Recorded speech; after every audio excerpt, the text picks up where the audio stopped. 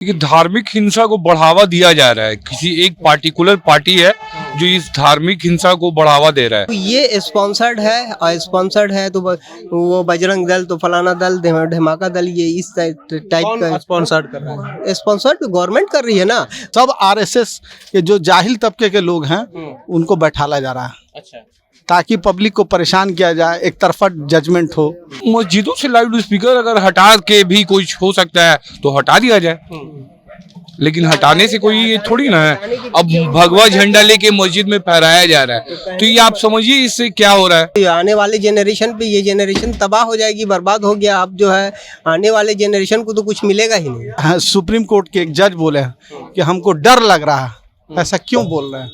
तो कहीं ना कहीं तो इसके अंदर गुंडा राज है, जंगल राज है। प्रधानमंत्री है ना, वो एक किसी कौम के तो नहीं है, वो तो सभी के प्रधानमंत्री हैं, हमारे भी प्रधानमंत्री हैं वो, तो उनको तो कुछ करना पड़ेगा ना। वो आके कम से कम स्टेटमेंट दे। मुसलमानों का रोजा का टाइम है, तो उस वक्त वो वहाँ पे जाके वो मस्जिद के पास जो है आप हंगामा कर रहे हैं। उसी पे जो है मना करने के लिए लोग आए। जो जैसा जो है रिपोर्ट आ रही है, जो सोशल मीडिया पे जो खबरें मिल रही हैं, उस हिसाब से तो यही लगता है कि मना किया गया, उसको एक बहाना आड़ बना के उसके बाद मारपीट दंगा फसाद शुरू हो गया। नमस्कार, जनता जंक्शन में आपका स्वागत है। मैं पंकज। देखिए, देश में धार्मिक हिंसा लगातार बढ़ते जा रही है, चाहे वो मस्जिदों पे भगवा झंडा लहराने का हो, चाहे वो रामनवमी शोभा यात्रा हो, या फिर बजरंगबली के जन्मोत्सव पे पथराव करने के। इन सभी मसलों पे हम पटना की जनता से बात करने के लिए निकले हैं और जानने की कोशिश करेंगे कि उन लोगों की क्या सोच है और क्या उन लोगों की प्रतिक्रिया है। क्या आपका? मेरा नाम शाही मामू है। क्या लगता है धार्मिक हिंसा बढ़ रही है देश में, क्या कारण हो सकता है? कि धार्मिक हिंसा को बढ़ावा दिया जा रहा है। किसी एक पार्टिकुलर पार्टी है जो इस धार्मिक हिंसा को बढ़ावा दे रहा है, ताकि उसको फायदा पहुंचे। कहीं ना कहीं पब्लिक उससे सवाल नहीं पूछे कि क्या हो रहा है, पेट्रोल क्यों बढ़ रहा है, गैस क्यों बढ़ रहा है, ये महंगाई इतना बढ़ क्यों रहा है, कड़वा तेल का दाम इतना बढ़ क्यों रहा है। यही सब महंगाई को हटाने का मुद्दा है। महंगाई को दिखाया मतलब पब्लिक भूल जाए इसको, यानी कि जमीनी मुद्दे को हटाने के लिए। जमीनी मुद्दे को हटाने के लिए पब्लिक से भटकाया जा रहा है। अच्छा, पर प्रधानमंत्री नरेंद्र मोदी तो कहते हैं सबका साथ, सबका विकास, सबका विश्वास। सिर्फ कहने से नहीं होगा, उनको आगे आके बोलना पड़ेगा ना। इतना जो हिंसा भड़क रहा है तो आगे उनको बोलना पड़ेगा ना। आके आए और बोले कि सब गलत हो रहा है, ये सब नहीं होना चाहिए। प्रधानमंत्री है ना, वो एक किसी कौम के तो नहीं है, वो तो सभी के प्रधानमंत्री हैं, हमारे भी प्रधानमंत्री हैं वो, तो उनको तो कुछ करना पड़ेगा ना। वो आके कम से कम स्टेटमेंट दे कि ऐसा नहीं होगा, ऐसा अगर कोई करता है तो जो भी हो उस पर कार्रवाई किया जाए। क्या कारण आपको क्या लगता है और इसे कैसे रोका जा सकता है? देखिए, रोकने का तो सिर्फ प्रशासन ही है जो रोका जा सकता है। प्रशासन को एक्टिव रहना पड़ेगा रोकने के लिए, और तो कुछ है नहीं। आपको क्या लगता है? ठीक है, वो तो जो बता रहे हैं वो बिल्कुल सही है, वही सब कारण है। और सरकार जो है एक तरह से पब्लिक ये समझ रही है कि ये सरकार के द्वारा स्पॉन्सर्ड है, और ये लगातार कंटिन्यूटी जो है इस उन्माद में बढ़ाया जा रहा है। तो ये उन्माद ऐसे बढ़ता नहीं है, ये कहीं ना कहीं से सरकार या कोई ऐसा जो है तत्व है जो उनको जो है समर्थन कर रहा है और उसको बाज़ाब्ता बढ़ाया जा रहा है। अब आज ही जो है वहाँ क्या कहते हैं, दिल्ली के अंदर जो है वो शोभा यात्रा में उसके तो उस पे जो ये हुआ, पत्थरबाजी हुई। पत्थरबाजी के पीछे क्या था? पत्थरबाजी जो है सुबह से कई जो है जुलूस जो है आया और अपने जो है वहाँ से क्रॉस करता हुआ चला गया। शाम का समय है, शाम के समय में जो है वो मुसलमानों का रोजा का टाइम है, तो उस वक्त वो वहाँ पे जाके वो मस्जिद के पास जो है आप हंगामा कर रहे हैं। उसी पे जो है मना करने के लिए लोग आए। जो जैसा जो है रिपोर्ट आ रही है, जो सोशल मीडिया पे जो खबरें मिल रही हैं, उस हिसाब से तो यही लगता है कि मना किया गया, उसको एक बहाना आड़ बना के उसके बाद मारपीट दंगा फसाद शुरू हो गया। यानी कि कहीं ना कहीं राजनीतिक फायदा लेने के लिए सामाजिक सौहार्द बिगाड़ रही है। तो बिल्कुल है कि वहाँ पे पूरे हिंदुस्तान की जो है सरकार वहाँ मौजूद है, पूरा जो है लॉ एंड ऑर्डर जो है वहाँ मौजूद है, होम मिनिस्टर वहाँ मौजूद है। उसके बाद दिल्ली हिंदुस्तान का कैपिटल है, उसके बाद ये मैसेज क्या दिया जा रहा है, ये कहीं ना कहीं से जो है ना वो किया जा रहा है, कॉमनल जो है ये करके एक तबके को जो है अपनी तरफ जो है बेवकूफ़ बनाने के लिए, बेवकूफ़ बना के जो है उसको अपनी तरफ जो है खींच रहे हैं। और जनता का जहन जो है ये कम्युनल वायलेंस की तरफ जो है करके भी महंगाई के मुद्दे को और जो प्रॉब्लम है हिंदुस्तान के अंदर, वो सारे प्रॉब्लम की तरफ से जो है इसको पब्लिक को के जहन को जो है इधर जो है भटकाने की जमीनी मुद्दे को हटाने के लिए सब किया गया है। जमीनी मुद्दे को ही जो है हटाने के लिए सरकार जो है ये सारा दांव पैतरा कर रही है। तो ये उस वक्त तक जो है कामयाब नहीं होगा जब तक सरकार ना चाहेगी। सरकार चाहेगी तो 10 मिनट के अंदर जो है सारा जो है लॉ एंड ऑर्डर का अपना काम करना शुरू करेगा, उसके बाद जो है कंट्रोल होगा। तो ये इतना लंबा जो चल रहा है, अब पूरे हिंदुस्तान में, पूरे भारतवर्ष में ये काम चल रहा है लगातार। तो ये स्पॉन्सर्ड है, और स्पॉन्सर्ड है तो वो बजरंग दल, तो फलाना दल, धमाका दल, ये इस टाइप का स्पॉन्सर्ड कर रहा है। स्पॉन्सर्ड तो गवर्नमेंट कर रही है ना। गवर्नमेंट अगर कंट्रोल नहीं कर रही है तो इसका मतलब है गवर्नमेंट स्पॉन्सर्ड है। उनको कहीं ना कहीं से वैसे असामाजिक तत्वों को उसको जो प्रोत्साहन दिया जा रहा है कि आप कीजिए, और वो जो है जमीन पे वो जो है वो रंग ला रहा है। अब जब सरकार चाहेगी तो सरकार जो है वो जो है 2-4 घंटे के अंदर पूरे हिंदुस्तान के अंदर का सारा जो है लॉ एंड ऑर्डर सही हो जाएगा। अच्छा सर, ये बताइए कि अगर राजनीतिक फायदे के लिए सामाजिक सौहार्द बिगाड़ा जा रहा है, इससे समाज में क्या प्रभाव पड़ेगा? समाज में बहुत बुरा प्रभाव पड़ रहा है इसका। आप और हम दोनों जो स्टूडेंट हैं उनको पढ़ना लिखना चाहिए और आगे बढ़ना चाहिए कि देश आगे कैसे बढ़ेगा। वो सिर्फ हम और आप लड़ने में व्यस्त हो गए, इससे समाज का बुरा हाल होगा। आगे का जनरेशन हम लोग को क्या सीखेगा? सिर्फ लड़ाई करना सीखेगा। क्या बोल रहे हैं सर आप? ताना बाना, समाज के ताने बाने को बिगाड़ने का जो है काम हो रहा है। सिर्फ एक अपने जो है सत्ता में बने रहने के लिए एक सरकार, कोई भी सरकार हो, वो अपने जो है ताना बाना जो है ये बना के समाज के सौहार्द को बिगाड़ के, समझा, ये जो है वो बताता वो अपने एजेंडे को जो है कामयाब कर रही है।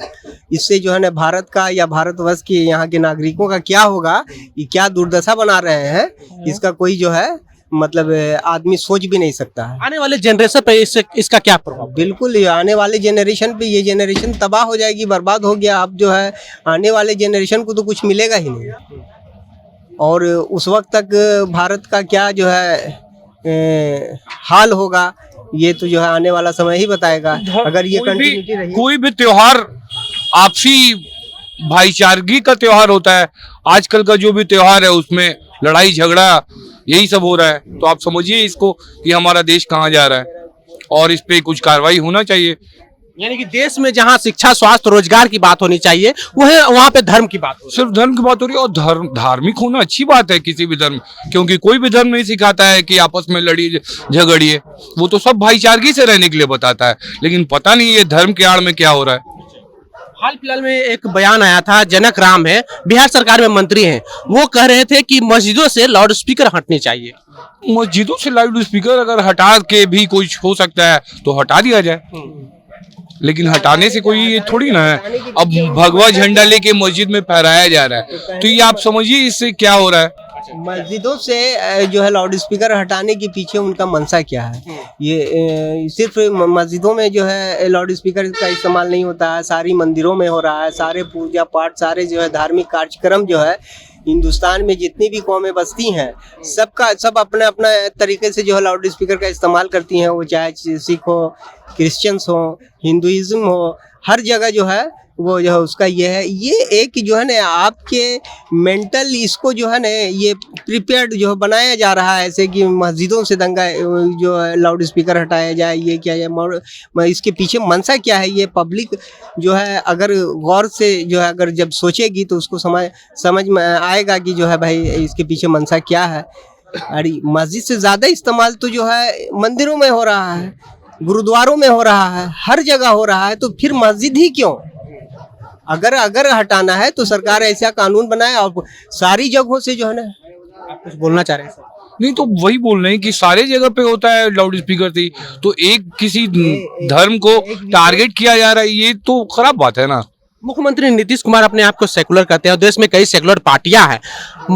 मुजफ्फरपुर में जो मस्जिदों पे भगवा झंडा लहराया गया उस पर मुख्यमंत्री नहीं कुछ कहते हैं और इफ्तार पार्टी अपने आवाज पे देते हैं, क्या कहेंगे? मुख्यमंत्री जी हमारे नीतीश कुमार जो हैं वो बहुत हद तक सेकुलरिज्म का उन्होंने बहुत हद तक ये दर्शाया है और बहुत सारा चीज वो किया है।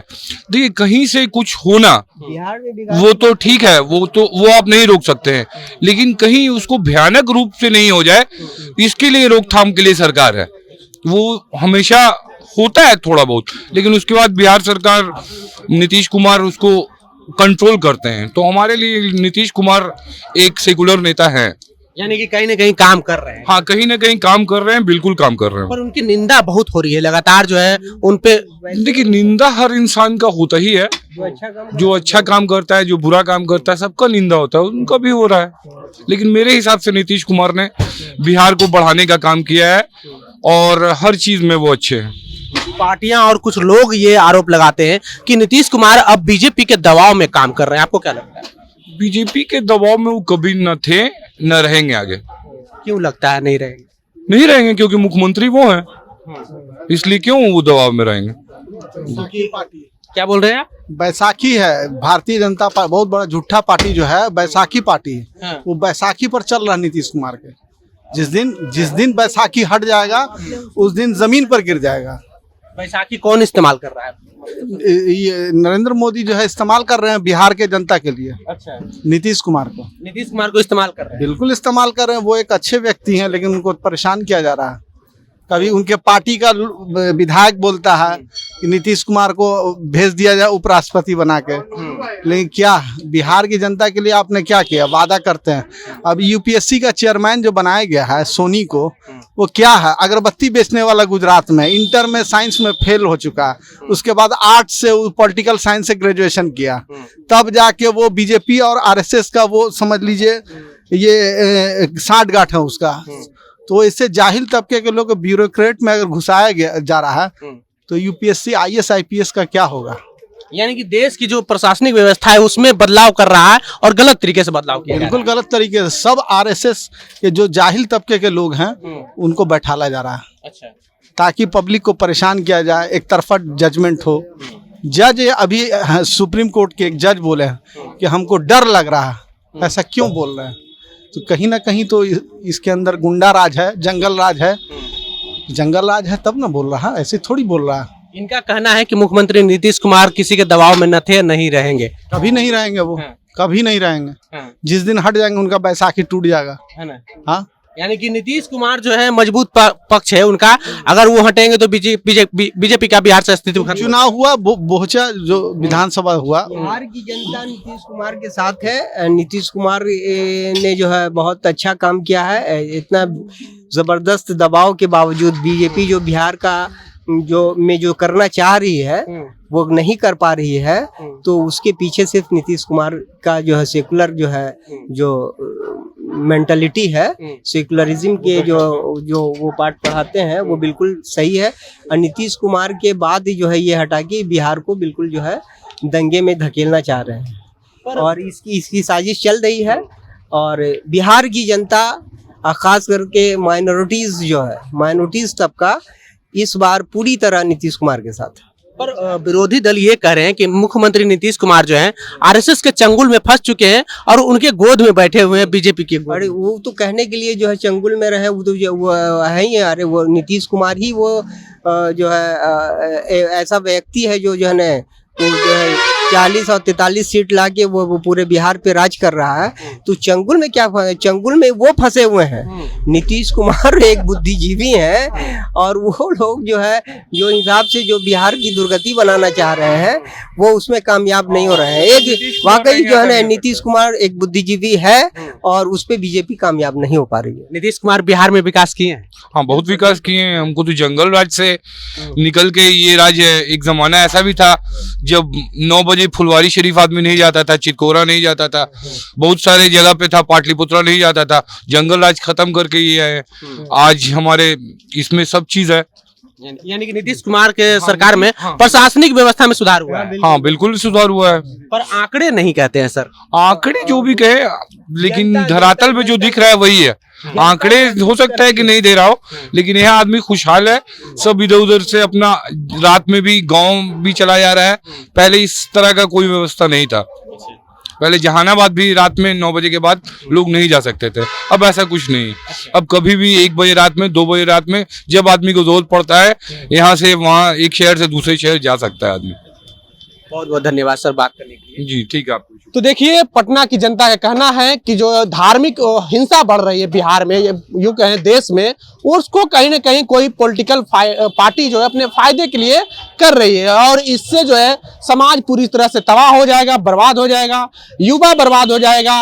और इस तरह की हिंसा इसलिए किया जा रहा है, इस तरह की हिंसा को इसलिए बढ़ावा दिया जा रहा है ताकि जो जमीनी मुद्दे हैं, शिक्षा, स्वास्थ्य, रोजगार, इन सबों पे सवाल न खड़ा किया जाए। बहरहाल, आपको हमारा वीडियो कैसा लगा, आप अपनी प्रतिक्रिया कमेंट बॉक्स में जरूर दें। अगर आप यूट्यूब चैनल पर देख रहे हैं तो चैनल को सब्सक्राइब कर लें, फेसबुक पेज पे देख रहे हैं तो पेज को लाइक कर लें। बहुत बहुत धन्यवाद।